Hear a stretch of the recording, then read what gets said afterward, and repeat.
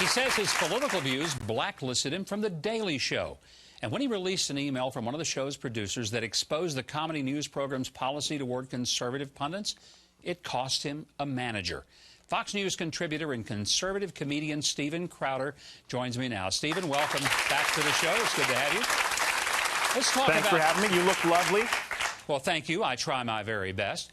I want to talk about that this was a lie. incident. I can't even see you.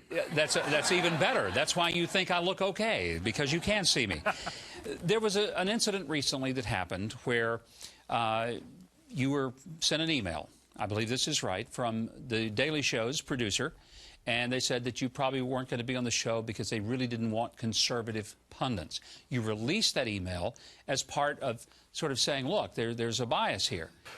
The real thing here is, of course, the macro picture that Hollywood systematically shuts down voices of dissent. Jon Stewart said, I believe on Chris Wallace, you know, Hollywood tends to be liberal, but it's not their motivating force. But how does an entire industry of people lean almost completely to one side of the spectrum and follow lockstep? At a certain point, that's no longer happenstance. It's by design, and I would argue by design from people like Jon Stewart and the folks at Viacom and Hollywood as a whole.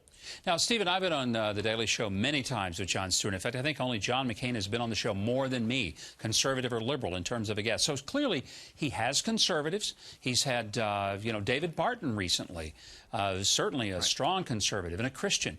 So I know he has conservatives.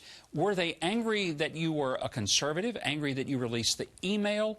What is the trigger that you think created this situation where your manager told you, hey, I'm done with you?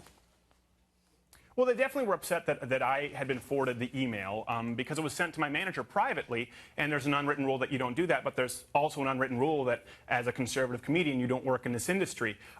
So I do understand, of course, there are plenty of one-time conservative guests on The Daily Show, but when you look at the email, really you have to account ultimately for it being based, the criteria, not on ability, but on a point of view, more specifically excluding points of view. So that combined with the fact that full-time staff and people who work with the show regularly, we've seen many openly, unabashedly liberal contributors there at the Stewart Show, and I have yet to see one, a regular person over there, who's as boldly conservative. So that, combined, of course, with the audio that was in the video, would lead critics of Stewart to believe that it's probably policy over there at the Daily Show. You mentioned that you think this is a really small part of a bigger picture, that for conservatives, it's hard to break into the entertainment business. As a comedian, how many places tell you that, look, you're funny, but you're funny for conservatives, and we just don't make a platform for guys like you? Well, they rarely say I'm funny, Mr. Huckabee. Oh, okay. See, our audience just laughed. They thought you were funny. Maybe you should be here instead of Grand Rapids today.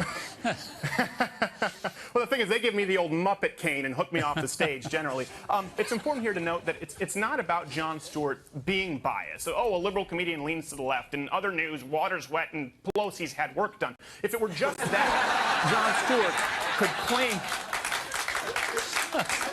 sorry, I have a problem with my earpiece here, but Jon Stewart would claim comedic immunity, as he always does. The problem is when someone's not honest about their agenda as a comedian. We've seen when faced with going for just the funny or forwarding or protecting the leftist agenda of the day, he's often opted for the latter. So he says that his comedy is informed by his ideological worldview, but it's much more than that. The show is used as a pulpit to propagandize that worldview, and ultimately, sadly, as a comedian, the comedy sometimes takes a back seat to it, and I think that's dishonest.